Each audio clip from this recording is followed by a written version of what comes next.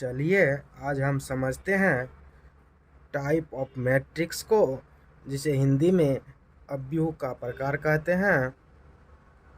जैसे देखते हैं, फर्स्ट में है स्तंभ अव्यूह, जिसे दूसरे नाम से स्तंभ सदिश के नाम से भी जाना जाता है, जिसे इंग्लिश में कहते हैं कॉलम कॉलम मैट्रिक्स या कॉलम वेक्टर।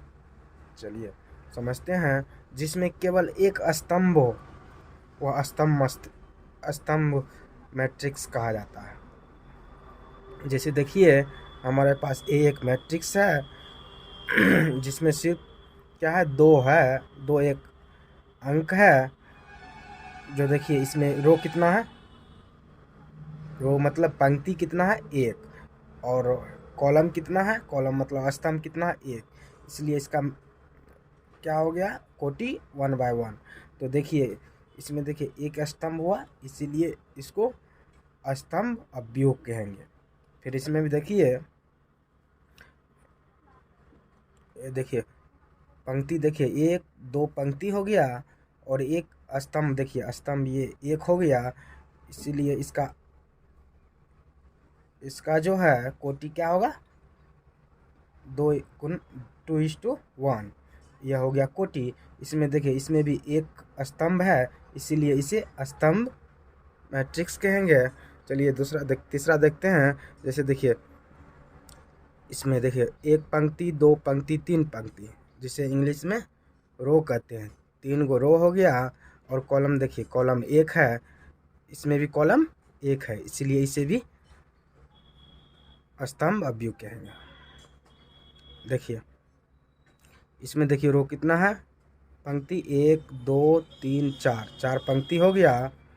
और जो है देखिए इसमें स्तंभ कितना है, जिसे अंग्रेजी में कॉलम कहते हैं। देखिए एक स्तंभ है, एक स्तंभ हुआ, इसीलिए इसे भी स्तंभ अव्यूह कहेंगे। इसमें भी देखिए 1 2 3 4, 4 कॉलम हो गया, सॉरी 4 रो हो गया और एक कॉलम हो गया, इसीलिए इसे कॉलम मैट्रिक्स मतलब स्तंभ अव्यूह कहेंगे। चलिए समझते हैं अगला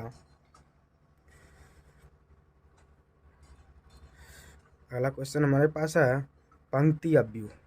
देखिए हम रो अव्यूह देखे, अभी पंक्ति अव्यूह देखते हैं। पंक्ति अव्यूह, जिसे दूसरे नाम से पंक्ति सदिश भी कहते हैं, जिसे इंग्लिश में रो मैट्रिक्स, पंक्ति अव्यूह को और पंक्ति सदिश को रो वेक्टर कहा जाता है। चलिए हम समझते हैं।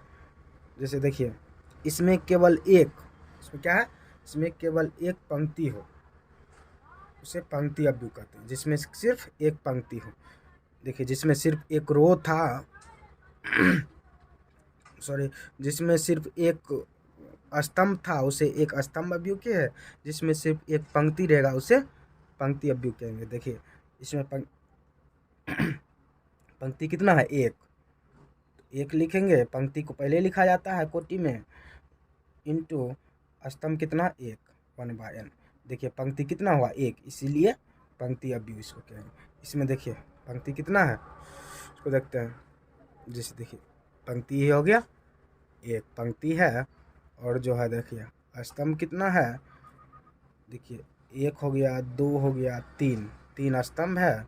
देखिए एक पंक्ति हुआ, इसीलिए इसे जो पंक्ति अव्यूह के हैं। देखिए इसमें भी एक पंक्ति है, और देखिए स्तंभ कितना है, 1 2 3 4, 4 स्तंभ।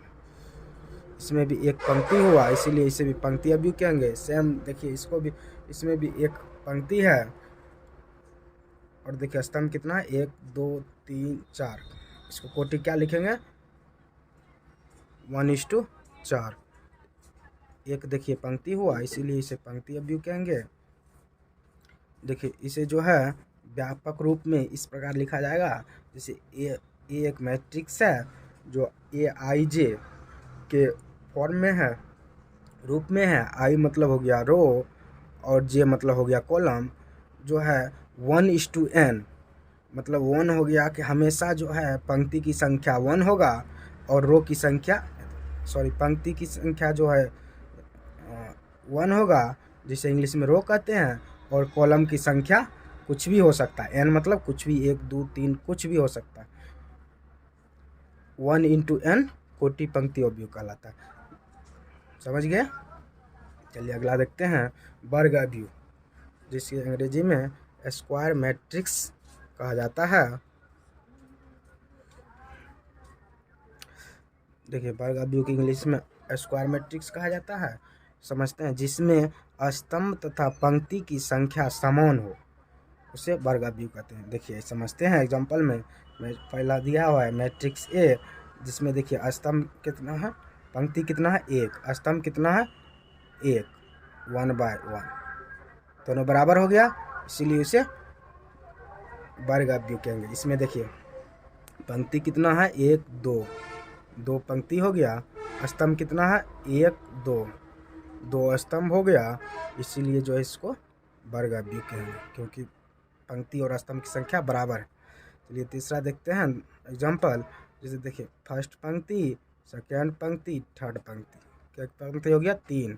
और देखिए स्तंभ में इसमें देखते हैं फर्स्ट स्तंभ, और देखिए सेकेंड स्तंभ, थर्ड स्तंभ, 3। देखिए पंक्ति स्तंभ बराबर है, इसलिए इसे भी वर्ग अवयव कहेंगे। जैसे देखिए इसे व्यापक रूप में लिखते हैं, जैसे ए एस्ट्रिक्स है, जो ए स्मॉल ए आई जे के फॉर्म में, आई मतलब हुआ पंक्ति, जे मतलब हुआ स्तंभ, जो है m इंटू एम है, कोटि m इंटू एम है, तो m कोटि का वर्ग अवयव कहलाता है। m इंटू n मतलब क्या हो गया, कॉलम के पंक्ति के जगह जो रहेगा, जितना रहेगा उतना ही वैल्यू स्तंभ के जगह रहेगा, मतलब हो गया i इक्वल टू जे भी कर सकते हैं। जैसे देखिए इसमें पंक्ति 1 था तो स्तंभ भी 1 था, इसमें देखिए पंक्ति 2 था, स्तंभ भी 2 था, इसमें पंक्ति 3 था तो स्तंभ भी 3 था। जब पंक्ति की संख्या और स्तंभ की संख्या बराबर हो तो उसे ही हम वर्ग अवयव कहते हैं। चलिए अगला देखते हैं,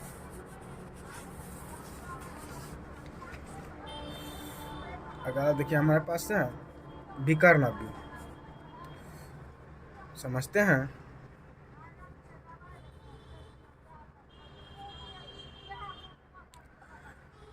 देखिए विकर्ण अवयव समझते हैं, वैसा वर्ग अवयव जिसके विकर्ण के अलावा सभी अवयव शून्य हो उसे विकर्ण अवयव कहते हैं। जैसे देखिए इसको लिखेंगे, ए एक मैट्रिक्स है जो ए आई जे के रूप में है, m इंटू एम, जब भी होगा विकर्ण अवयव, वर्ग अवयव ही विकर्ण अवयव होता है, इसीलिए m इंटू n दिया है, जिसमें वर्ग और स्तंभ वर्ग, देखिए जिसमें जो है पंक्ति और स्तंभ की संख्या जो है हमेशा बराबर होगी, पंक्ति और स्तंभ की संख्या बराबर होगी। देखिए वही इसमें कहा गया है व्यापक रूप में, ए एक मैट्रिक्स है जो ए आई हो गया रो, जे हो गया कॉलम, जिसे हिंदी में कहते हैं पंक्ति, इसके जे को स्तंभ के रूप में है, विकर्ण अवयव है यदि आई जे बराबर 0, सभी आई जे के बराबर नहीं होगा, क्योंकि देखिए सभी आई जे के बराबर नहीं होगा, क्योंकि इसमें जो है सिर्फ विकर्ण जो होता है, मुख्य विकर्ण, वही, उसके अलावा जो है अन्य सब बराबर होगा। जैसे देखिए जैसे दिया हुआ है पहला एग्जांपल, जैसे देखिए मैट्रिक्स 1/1 का मैट्रिक्स है, क्योंकि इसमें रो 1 है कॉलम 1 है, देखिए 1/1 हो गया, इसका मतलब ये स्क्वायर मैट्रिक्स है। देखिए विकर्ण है अन्यथा नहीं है, विकर्ण में क्या कहता है, इसका अवयव विकर्ण के अलावा सभी शून्य हो, देखिए इसमें तो एक ही है, इसीलिए विकर्ण अवयव हो जाएगा। देखिए इसका देखिए 1 2 पंक्ति हो गया, और देखिए 2 पंक्ति हो गया, देखिए 2 स्तंभ हो गया, इसका मतलब ये जो है स्क्वायर मैट्रिक्स है, वर्ग अवयव है। देखिए वर्ग अवयव अब समझते हैं विकर्ण मैट्रिक्स है या अन्यथा नहीं है। विकर्ण मैट्रिक्स में होता है विकर्ण के अलावा सभी शून्य हो, देखिए विकर्ण ये भाग ये हो गया, ये विकर्ण हो गया, इसके अलावा देखिए सब शून्य है, इसका मतलब ये विकर्ण अवयव है। चलिए तीसरा देखते हैं, जैसे देखिए एक पंक्ति हो गया, दूसरा पंक्ति हो गया, तीसरा पंक्ति हो गया, 3 पंक्ति हो गया, स्तंभ, 1 स्तंभ हो गया, 2 स्तंभ हो गया और 3 स्तंभ हो गया। 3 पंक्ति 3 स्तंभ, इसका मतलब ये वर्गाव्यूह है। वर्गाव्यूह आप समझते हैं। जैसे विकर्णाव्यूह, विकर्णाव्यूह में जैसे देखिए विकर्ण के अलावा सभी अवयव शून्य हो। जैसे ये विकर्ण हो गया, देखिए ये विकर्ण भाग है, इसके अलावा देखिए सभी अवयव शून्य है, इसका मतलब ये विकर्णाव्यूह। चलिए आगे समझते हैं। सदिश अव्यूह, जिसे अंग्रेजी में स्केलर मैट्रिक्स कहते हैं, वैसा विकर्ण अव्यूह जिसके विकर्ण के सभी अवयव समान हो तथा मुख्य विकर्ण के अतिरिक्त सभी अवयव शून्य हो। देखिए कहता है, इसे जैसे व्यापक रूप में लिखेंगे, ये एक मैट्रिक्स है जो Aij के फॉर्म में है। यदि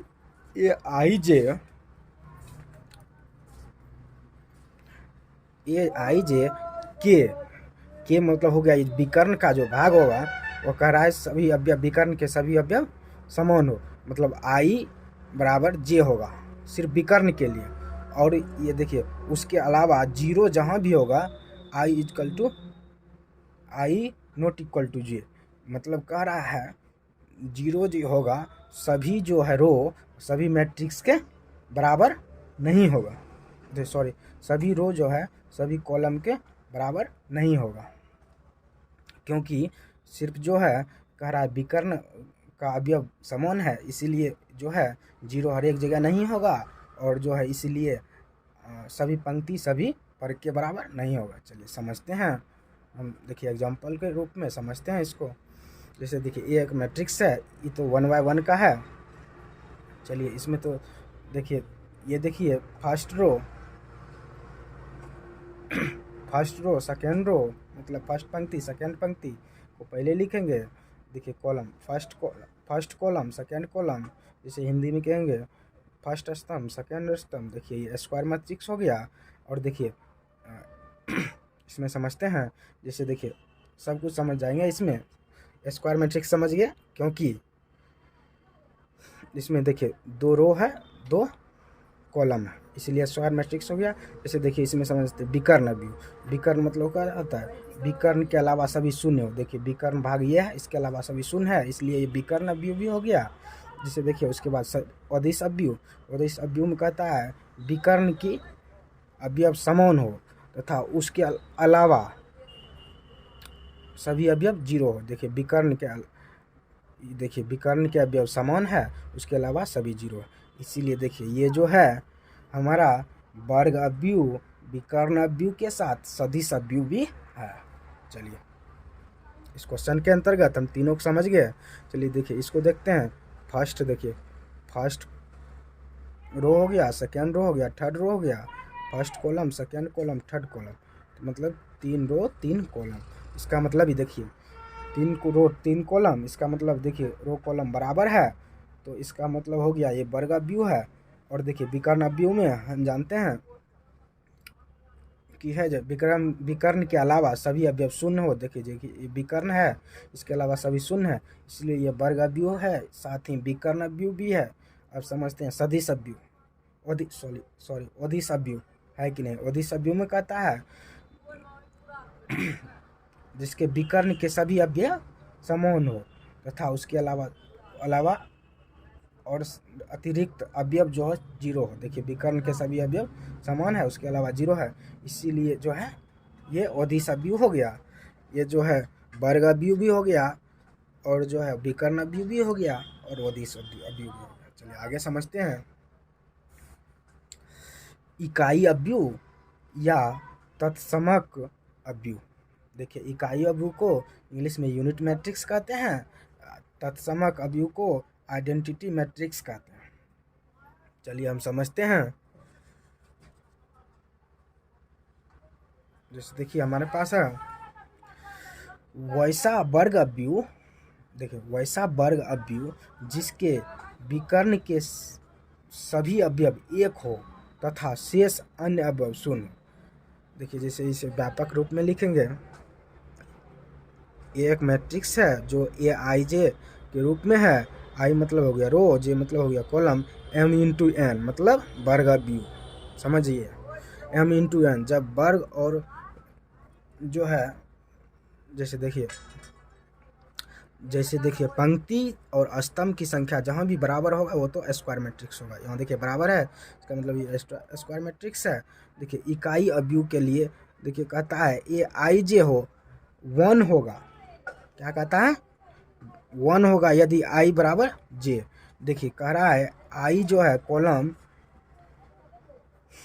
पंक्ति जो है स्तंभ के बराबर होगा जहाँ 1 होगा। मतलब कहने का मतलब है विकर्ण के स्थान पर जो है जहाँ जहाँ 1 होगा वो पूरा विकर्ण 1 ही होगा, विकर्ण के सभी अभी। देखिए दूसरा समझते हैं, जैसे 0 होगा यदि आई नॉट इक्वल टू 0। मतलब कह रहा है सभी जो है वर्ग सभी पंक्ति सभी स्तंभ के बराबर नहीं होगा और जो है 0 होगा उस विकर्ण के अलावा अतिरिक्त जो अवयव बचा है वो 0 होगा। इसलिए कह रहा है सभी अवयव का पंक्ति का अवयव और जो है स्तंभ का अवयव बराबर नहीं होगा। चलिए देखिए एग्जाम्पल के द्वारा समझते हैं। जैसे देखिए एक अवयव है, ये तो 1/1 के रूप में है, एक रो है एक कॉलम है। देखिए दूसरा देखते हैं एक पंक्ति दो पंक्ति हो गया। स्तंभ देखिए एक स्तंभ दो स्तंभ, इसमें 2 स्तंभ हो गया। तो मतलब स्तंभ और जो है पंक्ति बराबर है, इसका मतलब ये स्क्वायर मैट्रिक्स है। उसके बाद देखिए कह रहा है विकर्णों की सभी अवयव 1। देखिए इसमें देखिए ये विकर्ण हो गया, इसका देखिए अवयव 1 है, इसके अलावा सभी अवयव 0 है। इसका मतलब जो है ये तत्समक या इकाई अवयव है। चलिए इसको देखते हैं। जैसे देखिए इसमें क्या है 3 गो, देखिए फर्स्ट रो हो गया, सेकेंड रो हो गया, थर्ड रो हो गया। फर्स्ट पंक्ति हो गया, सेकेंड पंक्ति हो गया, थर्ड पंक्ति हो गया। जैसे कि देखिए थर्ड रो और थर्ड पंक्ति तीनों रो और पंक्ति बराबर है, इसका मतलब ये वर्ग अवयव है। उसके बाद देखिए इकाई अवयव अर्थात तत्सम अवयव के लिए कहा गया है जिसमें विकर्ण की सभी अवयव समान हो। जैसे देखिए विकर्ण ये हो गया, इसका सभी अवयव देखिए 1 है, उसके अलावा जो है सभी 0 हो अवयव 0 है। इसका मतलब जो है ये तत्समक या इकाई अवयव कहलाएगा। देखिए इसे आई द्वारा सूचित किया जाता है, जैसे देखिए अगला समझते हैं। देखिए लास्ट में होता है शून्य अवयव, जिसे दूसरे नाम के रिक्त अवयव भी कहते हैं। जैसे शून्य अवयव को 0 मैट्रिक्स और रिक्त अवयव को नल मैट्रिक्स। जैसे देखिए समझते हैं वैसा अवयव जिसका प्रत्येक अवयव 0 हो, शून्य या रिक्त अवयव कहलाता है। वैसा मैट्रिक्स जिसका प्रत्येक अवयव 0 हो उसे शून्य या रिक्त अवयव कहते हैं। इसे ओ द्वारा सूचित किया जाता है, इसे 0 द्वारा सूचित किया जाता है। जैसे देखिए ये जो है 1/1 का मैट्रिक्स है जिसमें कहता है सभी अवयव 0 होती 0 है, इसीलिए ये शून्य अवयव या रिक्त अवयव हो गया। देखिए इसमें देखिए 1 2 रो और 2 कॉलम, मतलब 2/2 स्क्वायर मैट्रिक्स है, वर्ग अवयव है। और देखिए इसमें सभी अवयव 0 है, इसका मतलब ये शून्य अवयव या जो है रिक्त अवयव कहलाएगा। देखिए ये देखिए फर्स्ट रो सेकेंड रो 2 रो हो गया, कॉलम देखिए 1 2 3 कॉलम हो गया। ये देखिए वर्ग अवयव नहीं है क्योंकि रो कॉलम की संख्या बराबर नहीं है। देखिए इसमें सभी अवयव जो है 0 है, इसीलिए इसे 0 मैट्रिक्स नल मैट्रिक्स जिसे हिंदी में शून्य अवयव या रिक्त अवयव कहेंगे। इसमें देखिए रो देखिए क्या है 1 है और देखिए कॉलम 2 है, इसमें देखिए सभी अवयव समान है, इसीलिए इसे शून्य अवयव कहेंगे। चलिए मिलते हैं नेक्स्ट क्लास में, धन्यवाद।